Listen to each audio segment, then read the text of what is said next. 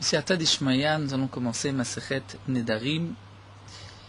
Nedarim, qu'on traduit en français généralement par les vœux, mais que nous verrons que la traduction n'est pas tout à fait exacte.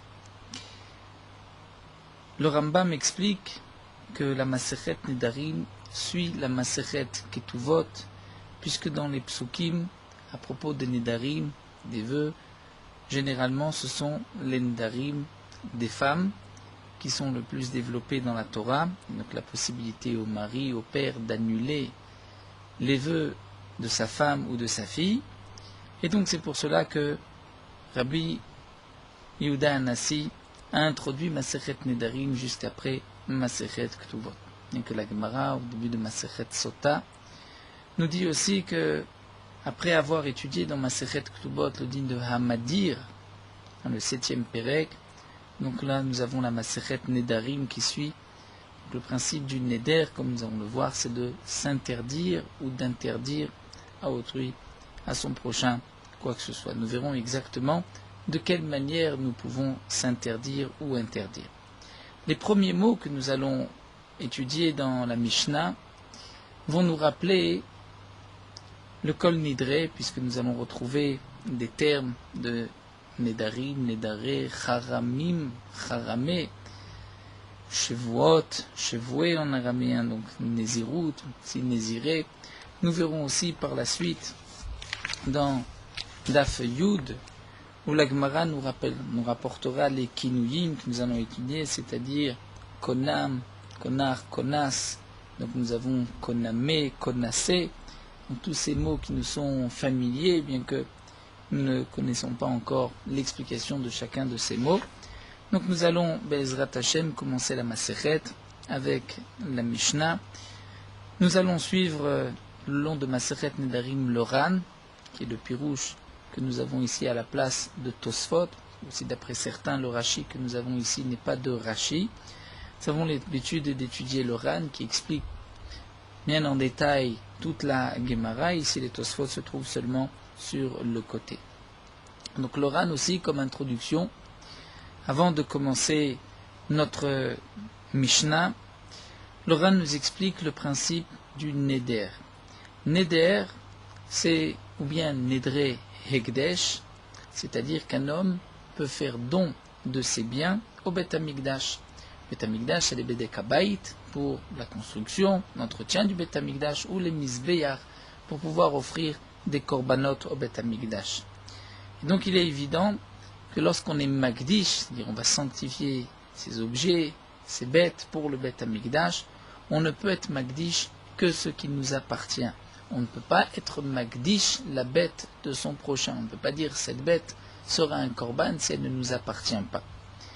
Mais lorsque nous allons sanctifier une bête ou un objet, de l'argent, offrir donc au Beth Amikdash, l'interdiction concerne tout le monde. C'est-à-dire toute personne a maintenant l'interdiction d'utiliser ce qui appartient dorénavant au Beth Amikdash. Ça, ce sont les Nidre Hekdesh.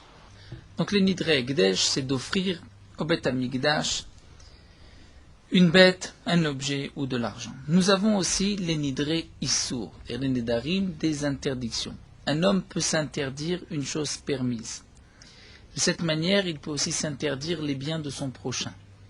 Donc il va avoir, par l'interdiction du Neder, l'interdiction de profiter, d'utiliser ou de manger les biens, donc la nourriture, de profiter des biens de son prochain, tout dépend comment a-t-il formulé son Neder.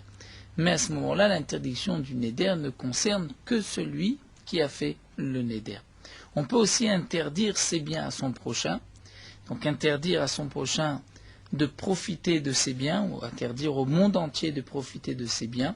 Et là donc, le monde entier ou son prochain, dans le cas où il a dit, par exemple, j'interdis à un tel de profiter de mes biens, cette personne n'a pas le droit de profiter des biens de celui qui a fait le Neder, parce qu'il va à ce moment-là transgresser le Neder. Donc ça, c'est ce qu'on va appeler les Nidre Issour. Et nous dit le Ran, cette Masechet concerne les Nidre Issour et non pas les Nidre Hekdesh qui sont plutôt rapportés dans le Seder Kodashim, dans Masechet Erchin.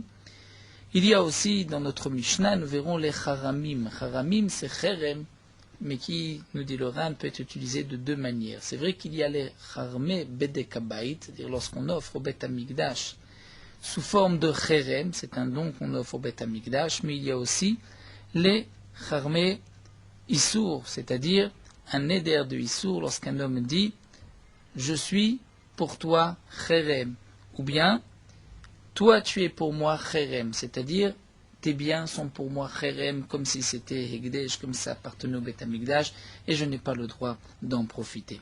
Donc ça, ce sont les charamim que nous allons voir ici, donc non pas les charamim lorsqu'on fait un don au Bedek Habayit, mais les charamim d'interdiction lorsqu'un homme va s'interdire, comme le principe des nedarim. Nous dit le Ran aussi que dans les nidrei issour, il y a trois catégories, trois parties. Il y a ce qu'on va appeler le ikar neder, l'essentiel du neder. Lorsqu'un homme va s'interdire, il va dire, si je m'interdis telle chose, il peut s'interdire une pomme, je m'interdis telle pomme, je m'interdis les pommes. Il peut, donc de cette manière, en utilisant le terme, arrêter assour alay, c'est interdit pour moi. Je m'interdis telle ou telle chose. Mais il y a aussi une possibilité de ce qu'on va appeler hatfasa bedavar acher, c'est-à-dire on va utiliser des termes comme, par exemple, si un homme va dire cet aliment, ce morceau de pain est pour moi comme un korban. Donc de la même manière qu'un korban m'est interdit, ce morceau de pain me sera interdit. C'est aussi, donc, ikar han-neder, c'est un neder, on s'interdit, mais sous forme de korban, c'est-à-dire une hatfasa, c'est-à-dire on a utilisé le terme de korban pour pouvoir s'interdire. Nous verrons qu'on ne peut pas utiliser tous les mots interdits, c'est seulement bedavar han-nidor, velo bedavar asur. C'est seulement de quelque chose qu'on peut offrir au Bet Amikdash. On peut offrir un korban au Bet Amikdash, donc on peut utiliser le terme de korban pour s'interdire même un morceau de pain, de dire ce pain est pour moi comme un korban. Donc si un homme dit ce pain m'est interdit, assour, c'est un neder. Ou s'il va dire ce pain m'est interdit comme un korban, c'est aussi un neder. Nous avons un autre point qui est le kinouï.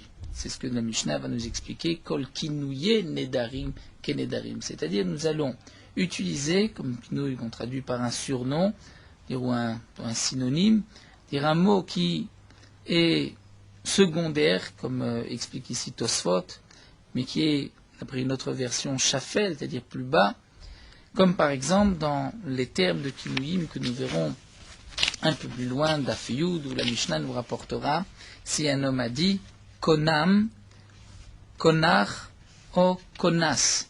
Tout ceci sont des kinouïm du mot korban. Nous verrons une marloquette entre Rabbi Yochanan et Resh Lakish. Pourquoi konam est considéré comme si on avait dit korban?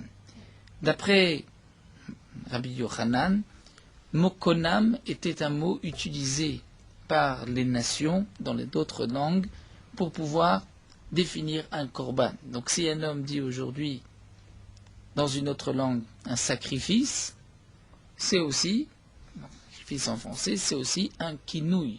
C'est comme un korban, c'est un kinouï du mot korban.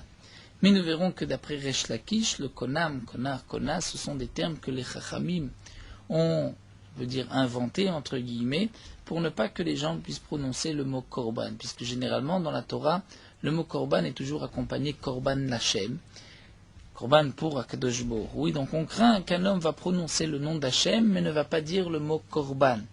Donc pour cela que les Chachamim ont utilisé d'autres termes. Lorsqu'on veut dire korban, on disait konam, konar, konas.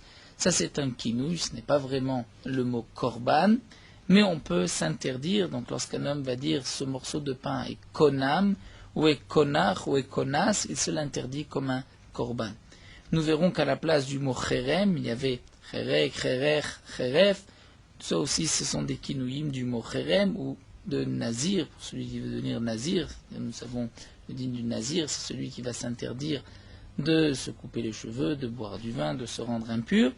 Là aussi, il y avait des termes nazik, naziar, paziar, qui signifiaient aussi le mot nazir. Ce sont les kinouïm, et les kinouïm, nous dit la Mishnah, kinouïe nedarim, c'est comme nedarim, les kinouïm des charamim, c'est comme charamim. Donc si un homme a dit, au lieu de, dans le terme du neder, il n'a pas dit le mot korban, mais il a dit konar ou konas, c'est aussi interdit comme s'il avait dit le mot korban. Et pour les haramim, s'il a dit cherek, cherech, cheref, c'est comme s'il avait dit cherem, et donc il peut s'interdire telle chose sous forme de cherem en disant ceci est pour moi comme un cherem.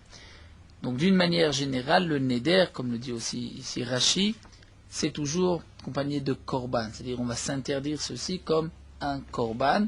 On peut aussi dire le terme assour, je me l'interdis, ça c'est aussi un neder, et il y a les kinuyim, comme nous venons de le voir. Et il y a un troisième point dans les nedarim, c'est ce qu'on va appeler les yadot nedarim. Yadot, du mot yad, c'est-à-dire d'un manche.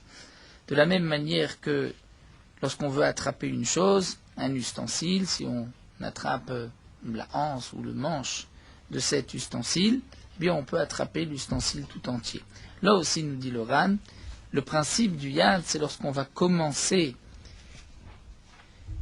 une phrase de neder, mais qu'on ne va pas terminer cette phrase. Ça, c'est ce que la Mishnah va nous expliquer tout de suite. C'est lorsqu'un homme va dire à son prochain, Mufrashni mimecha ou mudrani mimecha, c'est-à-dire je m'interdis mudar ani mimcha, chez le neder de toi, de ne pas manger chez toi, ou je me sépare de toi de ne pas manger chez toi, ou je m'éloigne de toi de ne pas manger chez toi.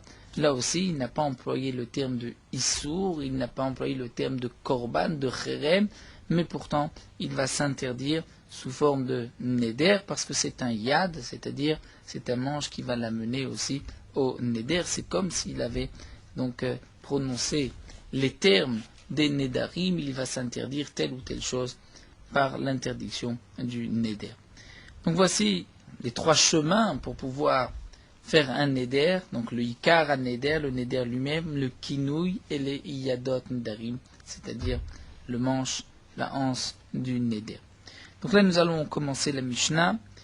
Et la Mishnah nous dit Kol kinouye nedarim ke nedarim. C'est-à-dire tous les kinouyim que nous verrons seulement d'afioud, des nedarim, c'est comme neder. Donc si un homme a voulu s'interdire un aliment comme si c'était un korban, il n'a pas utilisé le terme korban, c'est-à-dire kikarze alay korban, korban alay kikarze, mais il a dit konam alay kikarze ou konach alay kikarze, konas alay kikarze, c'est comme un neder, et donc ce morceau de pain lui sera interdit, comme s'il avait fait le neder, comme s'il s'était interdit ce morceau de pain.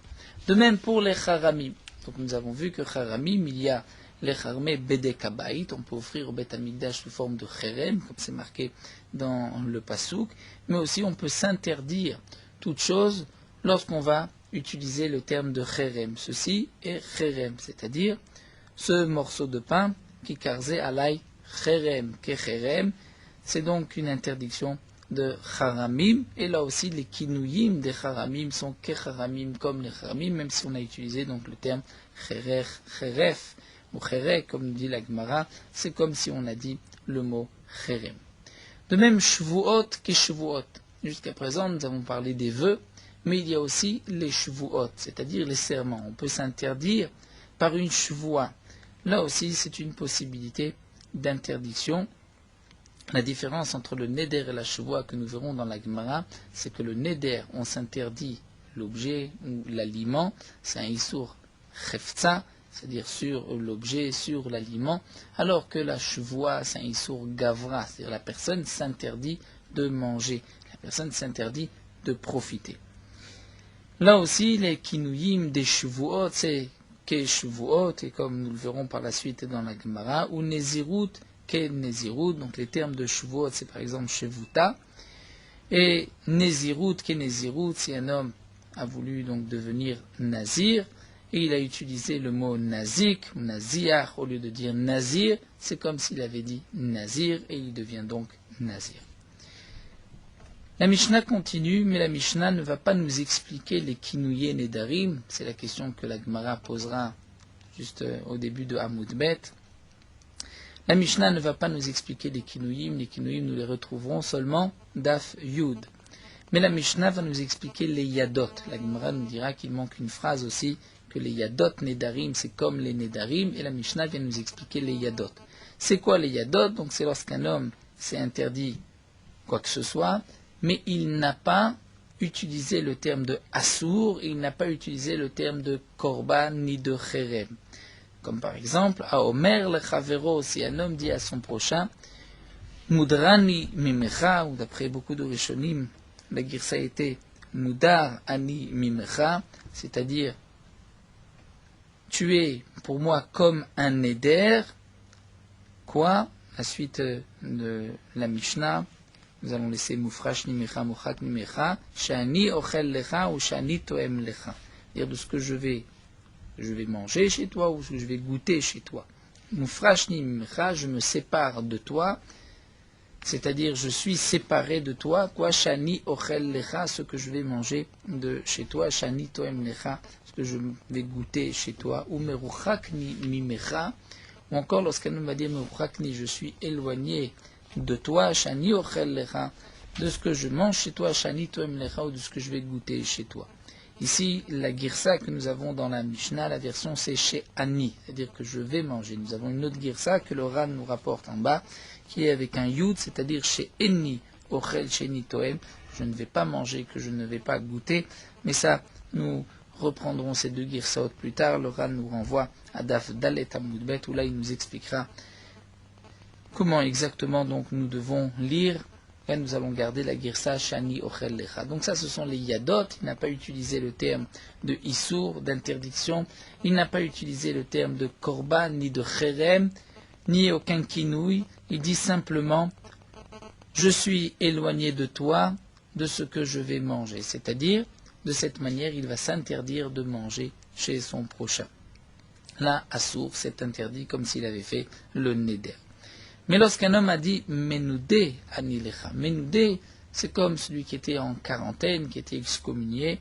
Un homme dit Menoudé anilecha, je suis excommunié de toi, de manger chez toi. Donc d'une certaine manière, c'est aussi un yad a priori, mais Rabbi Akiva, Yachocher Bazelachmi, Rabbi Akiva avait un doute.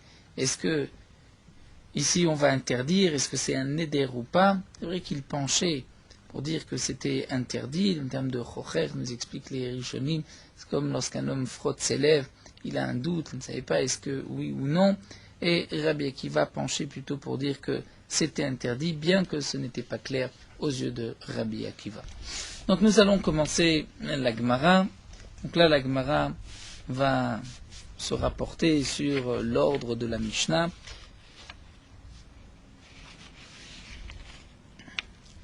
Comme nous l'avons déjà soulevé, puisqu'on voit que la Mishnah commence avec les Kinuyim, ensuite la Mishnah nous explique les Yadot.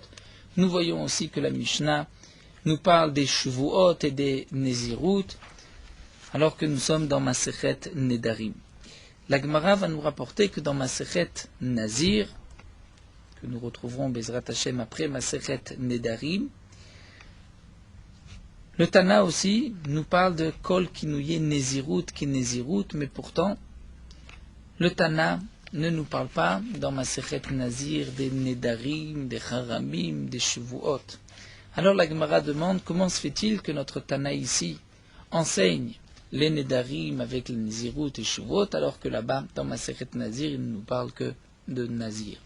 Kol Kinouye Nedarim ki Nedarim, nous dit la Gemara Maïshena, quelle différence? Pourquoi Gabé Nazir, à propos du Nazir, de l'Okatane lehu lekulhu? Pourquoi ce n'est pas marqué tout ce qui est rapporté ici dans notre Mishnah? Ce n'est pas marqué Kol Kinouye Nedarim, Kol Kinouye Shvuot, alors que ici, on nous parle aussi de Nezirut, bien que nous sommes dans Masechet Nedarim. Umaïshena Gabé Nedarim, de Katane lekulhu. Donc pourquoi? Quelle différence? Pourquoi dans Masechet Nedarim, on nous parle de tout? Alors la Gemara répond, Mishum de neder veshuvua ktive gabe adade. Parce que les nedarim et les shuvuot, c'est-à-dire les vœux et les serments, sont marqués ensemble dans le passou, comme le Ran nous rapporte le passou qui idor neder lachem ou ishaba shevua. Un homme qui va faire un neder ou qui va jurer. Donc dans le passouk, on retrouve nedarim avec shuvuot. Donc puisque neder et shuvuot sont marqués ensemble, eh bien, Tanet Tartin, le Tana a voulu nous enseigner les deux en même temps. Kavan de Tané Tartim, puisque le Tana nous a enseigné donc les Kinuyim, des Nedarim et des Shavuot, eh bien Tané les Kulhui nous a aussi enseigné les Charamim et les Nézirut. Mais demande la Gemara, si c'est ainsi, alors on ne comprend pas l'ordre de la Mishnah. Pourquoi dans la Mishnah on a séparé Neder et Shavua, puisque le Tana nous parle de Neder, ensuite Cherem, et pour reprendre Shavua. Si vraiment on nous a enseigné Shavua, parce que Shavua est marqué dans le passouk juste à côté de Neder, et puisqu'on va nous parler de Neder et de Shavua, donc on marque aussi Cherem et Nezirut, alors le Tana aurait dû marquer Velitne, Kinui Shavuot, Batar Nedarim. On aurait dû nous enseigner le Kinui des Shavuot juste après les Nedarim et ne pas faire une interruption avec les Charamim. L'Agma répond, c'est vrai qu'on aurait dû enseigner Nedarim et Shavuot ensemble, mais on a d'abord enseigné Nedarim et Charamim, puisque, comme nous l'avons expliqué, la différence entre Neder et Shavua, c'est que Neder c'est sur le Chefza, c'est-à-dire c'est la chose qui devient interdite, alors que la Shavua, c'est l'homme qui s'interdit. C'est-à-dire, lui a eu l'interdiction de manger, mais l'aliment n'a pas en lui-même d'interdiction, alors qu'un Neder, c'est l'aliment qui est interdit.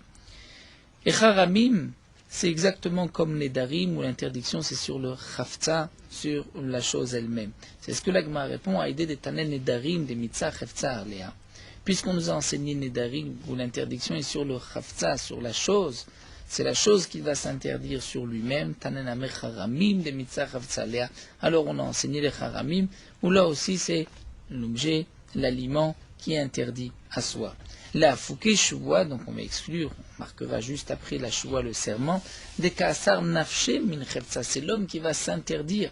Il fait la Shavua de s'interdire tel ou tel aliment.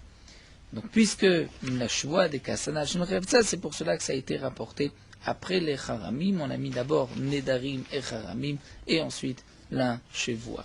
Là nous avons une Maïrout, le Ran nous explique, est-ce que si on a utilisé pour Shavua un lachon d'interdiction de chefza de l'objet, ou si on a utilisé pour un neder une interdiction sur soi-même, est-ce que c'est aussi un neder, est-ce que c'est aussi une Shavua?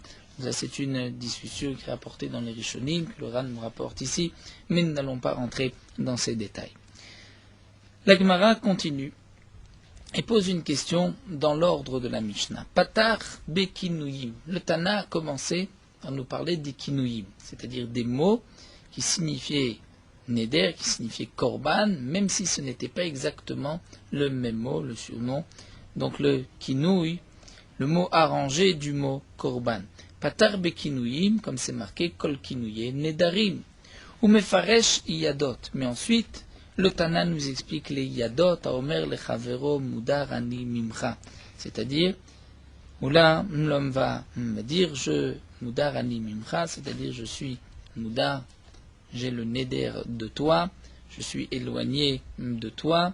Donc ça c'est le yad, mais le Tana ne nous explique pas kinouye nedarim. Le Ran nous explique que la question de la Gemara est la suivante. C'est vrai que, dès le départ, d'emblée, nous voyons que le Tana nous parle de kinuyim, mais qu'ensuite le Tana nous explique les iyadot, les manches. C'est vrai que on peut, comme c'est l'habitude de la Gemara, rajouter aussi une ligne et de dire que le Tana nous a parlé de kol kinuye nedarim, mais aussi de kol iyadot nedarim. Seulement, il était évident, pour l'instant, puisque par la suite la Gemara reviendra sur cela, il était évident qu'on ne va pas enlever, c'est-à-dire on ne va pas dire que le Tana a oublié, il manque une phrase à la première phrase, c'est-à-dire les premiers mots de la Maseret, c'est évident que ce ne sont pas ces mots-là qui sont manquants. Donc le Tana a certainement commencé par Kol Kinouye Nedarim, même si ensuite il voulait enseigner Kol Yadot Nedarim, et c'est ces mots qui nous manquent dans la Mishnah, mais on ne va pas dire que Kol Yadot Nedarim, c'est ces mots qui manquent de la Mishnah, et que c'est ce que le Tana a laissé, qu'on a omis, et ce qui manque en commençant Kol Kinouye Nedarim. Donc certainement que le Tana a commencé par Kinuyim, et donc puisque le Tana a commencé par Kinuyim, même si on va rajouter une ligne, Kol, Yadot, Nedarim, c'est Ken Nedarim, et comment se fait-il que le Tana commence par nous expliquer les Yadot? Le Tana aurait dû commencer par nous expliquer la première chose qui est développée, c'est-à-dire Kol Kinouye Nedarim, la première chose mentionnée. Le Tana aurait dû commencer par la première chose mentionnée pour la développer, non pas par la seconde chose. Ça, c'est la première question de la Gemara. Vetu, de plus, Yadot, Inche. De plus, on voit que le Tana, ça c'est la deuxième question, le Tana a oublié les Yadot, puisqu'il ne mentionne pas les Yadot Nedarim, mais pourtant il commence par nous expliquer les Yadot. Donc nous avons ici deux questions. La première question, c'est qu'il est évident qu'il manque Yadot Nedarim, mais même si on va rajouter dans la Mishnah Yadot Nedarim, on devrait commencer par développer Kinouye Nedarim. Deuxième question, il faut quand même rajouter le Yadot Nedarim. C'est une partie de la première question. Alors l'Agma répond tout d'abord que, à la deuxième question, Aire Beon. Effectivement, on en parle des Yadot, Vechasura Mersera, il manque dans la Mishnah, Vachi Katane, voici comment il faut marquer. Kol Kinouye Nedarim, Kenedarim. Donc les Kinouyim de Nedarim, lorsqu'on a utilisé un mot synonyme de Korban, Konar, Konas, Konam, c'est comme si on avait dit le mot Korban, et donc il y a une interdiction de Neder. Et on rajoute Yadot Nedarim, Kenedarim, les Yadot, c'est-à-dire le manche, lorsque on a commencé par un terme de Nedarim, même si on n'a pas développé, on n'a pas terminé, c'est comme si on avait dit le terme de Neder. Donc c'est marqué. Alors la Gemara revient, il nous reste la première question. Velifrosh Kinouye Beresha. On devrait nous enseigner le Kinouye en premier, puisque le Tana commence par Kol Kinouye Nedarim, même si ensuite il nous parle des Yadot, mais il fallait développer les Kinouyim. Pourtant les Kinouyim, on les trouve que d'Af Yud, et les Yadot, c'est dès la première Mishnah. La Gemara répond à cette dernière question. Que le Tana a l'habitude d'expliquer en premier la chose qu'il a dit en deuxième. C'est-à-dire ce qui termine, c'est ce qu'il va expliquer en premier. Keditnan, comme nous avons vu dans la Mishnah. Bameh Madlikim, Bameh Madlikim, cette Mishnah bien connue que nous lisons tous les vendredis soirs. Bameh Madlikim, Bameh Madlikim, avec quoi on peut allumer les Nerot Shabbat, avec quoi on ne peut pas allumer les Nerot Shabbat, et on commence immédiatement En Madlikim. Donc on voit que le Tana a l'habitude de développer la dernière phrase, ce qu'il vient de terminer, Bameh En Madlikim, ou encore Bameh Tomnim, Bameh En Tomnim. Dans Masechet Shabbat, avec quoi on peut faire Atmana, c'est-à-dire une marmite, la couvrir, la cacher, et avec quoi on ne peut pas, et on commence par En Tomnim, donc par ce que le Tana a terminé. Bameh Isha Yotza, Bameh Na Yotza, dans Masechet Shabbat toujours, avec quoi une femme peut sortir, avec quoi une femme ne peut pas sortir, et on commence immédiatement après l'Otetse Isha, la femme ne peut pas sortir. Donc on voit que l'habitude du Tana, c'est d'abord de présenter ce que le Tana va expliquer, avec quoi une femme peut sortir, avec quoi une femme ne peut pas sortir, mais on va d'abord développer la dernière phrase, ce qu'on vient de terminer. Donc là aussi, c'est vrai qu'on nous a parlé des Kinouyim et des Yadot, mais on développe d'abord les Yadot. Seulement, la Gemara s'étonne, nous allons rapporter d'autres Mishnah. Donc chaque fois qu'on commence avec quoi que ce soit, ce n'est pas ce qu'on va expliquer en premier, Vatnan et pourtant. Il y a des cas d'une personne qui peut hériter et aussi manchilim, c'est-à-dire laisser en héritage. Prenons un exemple, le père et son fils. Le fils peut hériter des biens du père, mais le père peut aussi hériter des biens du fils. Donc le fils va hériter ses biens à son père. Mais il y a aussi nochalim velo manchilim, c'est-à-dire un homme qui peut hériter mais qui ne peut pas faire hériter. Par exemple, le mari et sa femme. Le mari hérite les biens de sa femme, mais la femme n'hérite pas les biens de son mari. Ou bien, un homme hérite les biens de sa mère, mais la mère ne peut pas hériter des biens de son fils. Et la Mishnah va nous expliquer Ve'elu nochalim ou manchilim. Donc le Tana va reprendre d'abord Elu nochalim ou manchilim, de ceux qui vont, où l'héritage se fait dans les deux sens. Donc on voit que là le Tana commence Shnochalim machilim, nochalim machilim, mais pourtant il reprend la première phrase, ce qu'il avait commencé. Nous voyons aussi dans Masechet Yebamot et Shmutarot les Baaleem, Basurot les Yebamem, une femme qui est permise à son mari mais qui va être interdite au Yabam. Ou Mutarot les Yebamem, Basurot les Baalem, une femme qui est permise au Yabam mais qui est interdite à son mari. Donc on se rappelle de Masechet Yebamot, le Ran aussi nous rappelle ici, Yesh Mutarot les Baaleem, une femme qui est permise à son mari. C'est par exemple si un simple Kohen a épousé une veuve, il a le droit d'épouser une veuve. Mais si son frère est Kohen Gadol, et que le Kohen Idiot décède, le frère ne pourra pas faire Yiboum. Donc c'est une femme qui est permise à son mari, mais qui est interdite au Yabam. Ou inversement, il y a une femme qui est permise au Yabam, mais qui est interdite à son mari, si un Kohen Gadol a épousé une veuve. Donc lui avait l'interdiction de rester avec sa femme, mais son frère, qui est un Kohen Idiot, a le droit d'épouser la Yebama. Et là, la Mishnah aussi développe, Velu mutarot le balem, vasurot le Yibamem. Le Tana développe d'abord la première phrase, la femme qui est permise à son mari, mais qui est interdite au Yabam. Ou encore, Yesh teunot shemen ulvona, nous avons des offrandes, des menachot, où nous devons mettre de l'huile et de la levona, c'est une plante, c'est une bonne odeur qu'on apportait avec les menachot. Donc, toutes les minchat, solet, machavat, macheshet, à la poêle ou dans une marmite ou de farine, il y avait et de l'huile et de la levona. Mais il y a des menachot, shemen, velo levona, de l'huile et pas de levona, comme la minchat nesachim qu'on apportait avec les korbanot. Et là, la Mishnah aussi développe, velu teunot, shemen, ulvona. Donc on voit que le Tana développe la première phrase, dire ce qu'il avait commencé.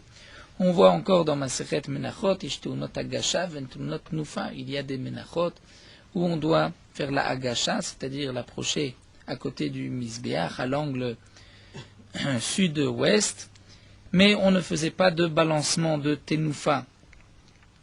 Donc nous avons par exemple la Minchat Roté, c'est-à-dire une offrande d'un homme qui a fauté et qui n'a pas d'argent, dans le Korban Olev et Yored, il va apporter une Minchat Roté. Et là, il faut faire la Agasha, mais il n'y a pas de balancement. On voit inversement où il y a Tnufa velo Agasha. Et là aussi, le Ran nous rapporte, c'est le Lok Shemen du Metzora, ou les Bikurim, on fait la Tnufa, mais il n'y a pas de Agasha. Et le Tana va immédiatement développer Ve'elu Toanot Agasha. Donc on commence par celles qui ont besoin de la Agasha. Donc on voit que là, le Tana ne va pas développer la dernière phrase qu'il a dit en dernier, mais il reprend depuis le début. Ou encore, Yesh bechor le nachala ven bechor le kohen, il y a un homme qui peut être, un enfant qui peut être le premier-né pour l'héritage du père, mais qui n'est pas le premier-né du kohen. C'est-à-dire si un homme épouse une femme qui a déjà eu des enfants, pour lui c'est son bechor, c'est son premier-né, donc il aura une double part, mais il n'y a pas de pidyon aben, puisque sa femme, ce n'est pas son premier enfant. Ou bien bechor la kohen ven bechor le nachala, on peut avoir un enfant qui est bechor pour le pidyon aben. Si un homme était déjà marié, avait déjà eu des enfants, il s'est marié avec une autre femme qui n'avait pas eu d'enfants, il a maintenant un garçon, ce garçon est un premier-né, il devra faire Pidyon Aben, mais il n'est pas Bechol Nachala, puisqu'il avait déjà eu auparavant un premier-né. Et là aussi la Mishnah nous explique, Bechol Nachala ven Bechol Kohen, on commence par nous expliquer la première phrase. Donc nous voyons que, au contraire, le Tana va parfois nous expliquer la première phrase et pas la dernière phrase, ce qu'il vient de terminer.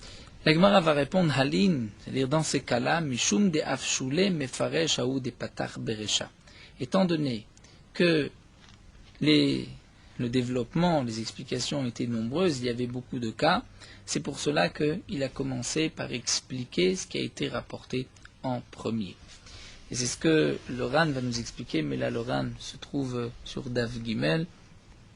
Le Ran nous explique que, étant donné qu'il y avait beaucoup à développer, donc il ne voulait pas commencer par la fin, puisqu'en commençant par la fin, on risquait de se tromper.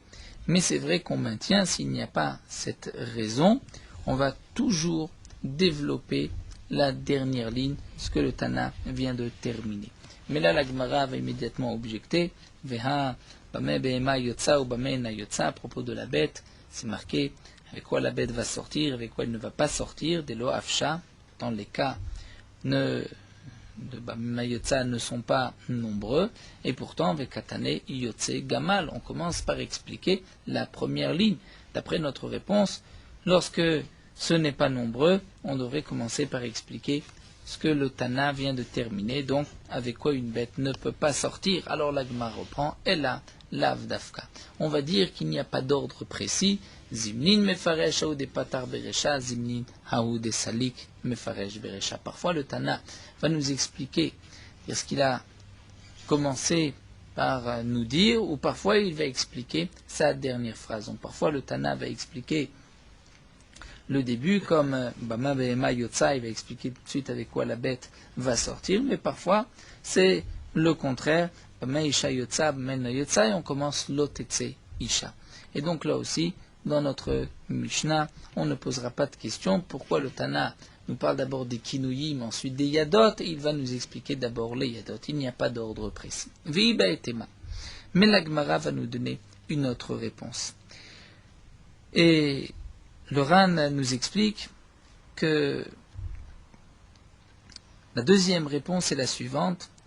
C'est vrai qu'on maintient, il n'y a pas de raison particulière, d'ordre particulier, d'expliquer le début ou la fin, mais malgré tout, dans notre Mishnah, le Tana a particulièrement, intentionnellement choisi d'expliquer la fin, les Yadot.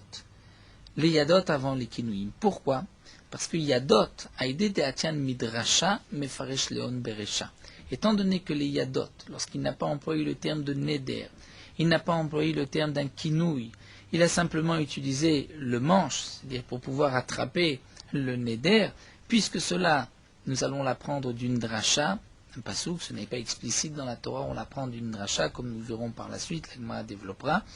Donc c'est pour cela que le Tana a voulu l'expliquer en premier.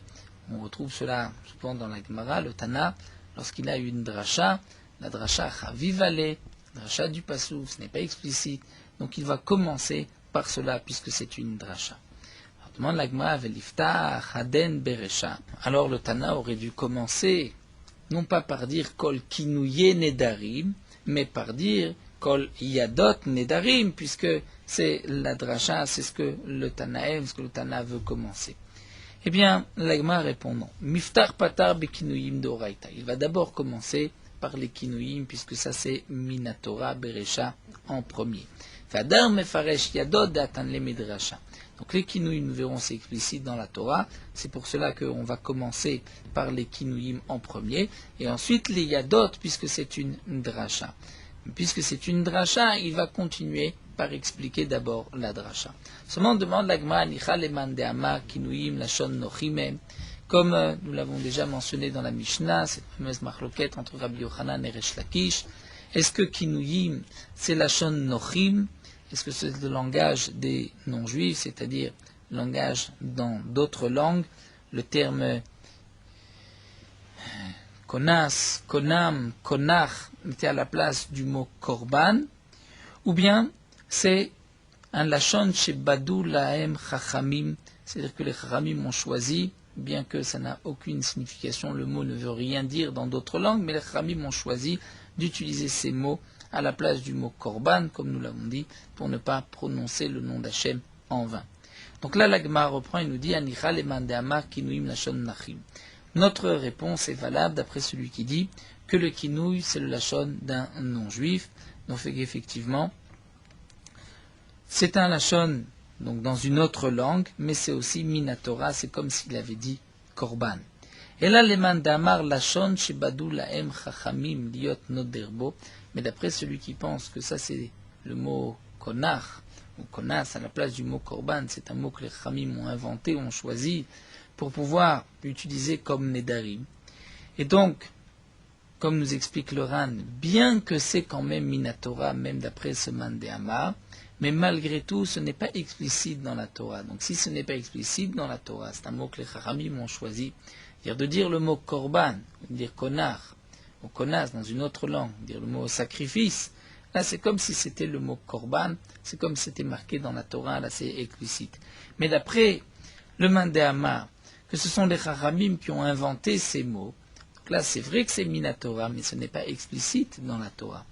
Donc peut-être que là la question revient, pourquoi le Tana a commencé par le terme, donc les kinuyim avant, les yadot, maïka, les mima, comment va-t-il répondre? Alors, l'Agmara va nous expliquer qu'en vérité, mi katane yadot, n'est-ce pas que dans notre Mishnah, ce n'est pas marqué le mot yadot, seulement vela frasore kamer sarta, n'est-ce pas que toi, tu as dit que dans la Mishnah, il manque le mot kol yadot et tu as rajouté ces mots. Eh bien, si tu les rajoutes, au lieu de les rajouter après kol kinuye nedarim, tu vas les rajouter avant. C'est-à-dire bien qu'au départ, la Gemara pensait que même s'il manque cette phrase dans la Mishnah, mais ce n'est pas la première phase d'entrée qui manque. Bon, au milieu de la Mishnah, on peut imaginer qu'il manque. Et bien là, la Gemara revient d'après cette réponse, et la Gemara veut nous dire que non. Le Tana, effectivement, a laissé la première phrase, il manque la première phrase, donc on va lire ainsi. On va commencer par Yadot, Kol Yadot Nedarim Kanedarim. Donc les Yadot, c'est comme un Neder, Vechol Kinuin Darim Kenedarim, et ensuite la Mishnah nous explique Velouen Yadot, Aomer Lechavero, et ensuite Elouen Kinuim, Konam, Konar, Konas. Donc voici l'ordre de la Mishnah. Donc on répond à toutes les questions avant de rentrer à Tachem dès demain dans les psukim. Donc la Gemara nous a expliqué l'ordre de la Mishnah. Donc on va rajouter les Yadot qui ne sont pas mentionnés mais que la Mishnah développe. Et on va, d'après cette réponse, donc les rajouter Kol Yadot Nedarim avant même Kol Kinuye Nedarim, ou comme nous l'avons vu plus haut, on pourrait dire Kol Kinuye Nedarim, et ensuite Kol Yadot Nedarim, donc ça dépend d'après Rabbi Yochanan ou d'après Resh Lakish. Un dernier point avant de terminer. Le Ran pose juste une petite question d'après Rabbi Yochanan qui explique que les Kinuyim c'est la Lachon Nochim, c'est-à-dire le langage des non-juifs.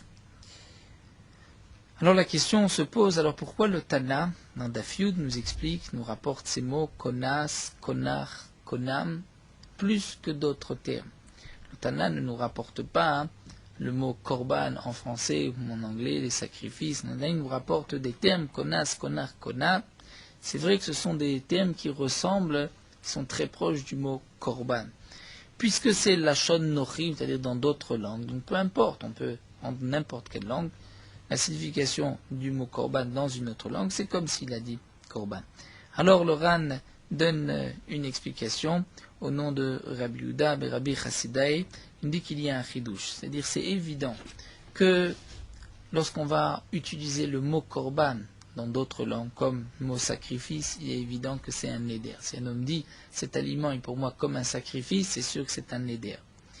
Mais le chidouche est que les mots konam, konar, konas, c'est en vérité des dérivés du mot korban. Donc c'était le Lachon HaKodesh qui s'est transformé, qui s'est abîmé dans d'autres langues, que les autres langues utilisaient.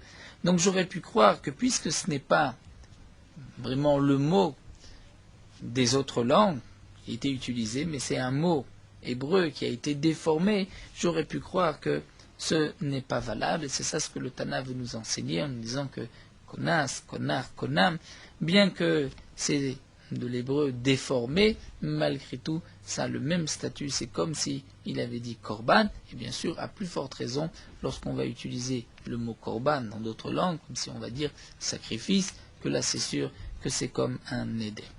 Voilà, nous allons nous arrêter ici pour aujourd'hui. Nous poursuivons avec Meorot HaHalacha de Nedarim, d'Afbet, Bezrat Hashem, tout le long de cette Masechet. Nous étudierons d'abord quelques dinim, quelques halachot concernant les Nedarim, les vœux, et ensuite nous passerons à Ilchot Tefillin.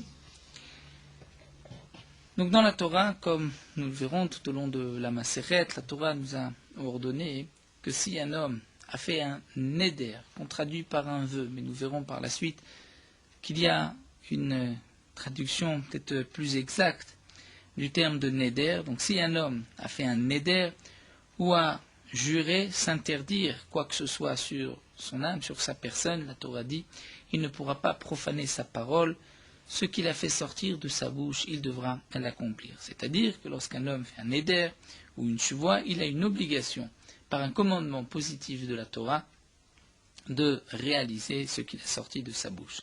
Si cet homme transgresse, c'est-à-dire s'il n'accomplit pas ce qu'il s'est interdit ou engagé, à ce moment-là, il transgresse. L'oyachel, c'est cette fois-ci un commandement négatif. La Torah nous a aussi ordonné d'accomplir ce qu'on a pris sur soi par une Shuvoah ou un Neder, puisque la Torah nous dit aussi Motza sefatecha tishmor ve'asita, ce que tu as fait sortir de tes lèvres, de ta bouche, tu devras garder et accomplir. Donc nous avons de manière deux mitzvot assez, deux commandements positifs et un commandement négatif. Il y a ce qu'on appelle les nidré ekdesh et il y a les nidré issour. Que signifient les nedarim? Nidré ekdesh, c'est au temps du Beth Amikdash où un homme qui veut s'engager, s'obliger à apporter un korban, bien qu'il n'a pas d'obligation d'apporter ce korban, il n'a pas fauté, il ne doit pas apporter un korban khatat, hacham, il a envie de faire un cadeau, un don au Beth Amikdash, alors il va faire un vœu, là on peut traduire par un vœu, un neder, d'apporter un korban. Alors, il décide d'apporter un korban ola, il va dire, je prends sur moi d'apporter un korban ola. De nos jours, nous n'avons plus de Beth Amikdash, et donc, le Nidré Ekdesh n'apparaît que lorsqu'un homme va faire un vœu à la synagogue ou au Beth Midrash, ou pour donner de l'argent aux pauvres, ou à n'importe quelle mitzvah. Nous avons une deuxième partie de Nedarim qui sont les Nidré Issour, c'est-à-dire qu'un homme va s'interdire sous forme de vœu, de Neder, mais là on ne pourra pas vraiment traduire un vœu pour un Issour. C'est lorsqu'un homme va s'interdire telle chose qui lui est permise. Par exemple, un homme s'interdit certaines sortes de fruits, s'interdit les oranges, s'interdit le raisin. Lorsqu'il va dire tels fruits me sont interdits, assour alay, il a l'interdiction de les consommer parce qu'il a fait un neder et il s'est interdit ces fruits.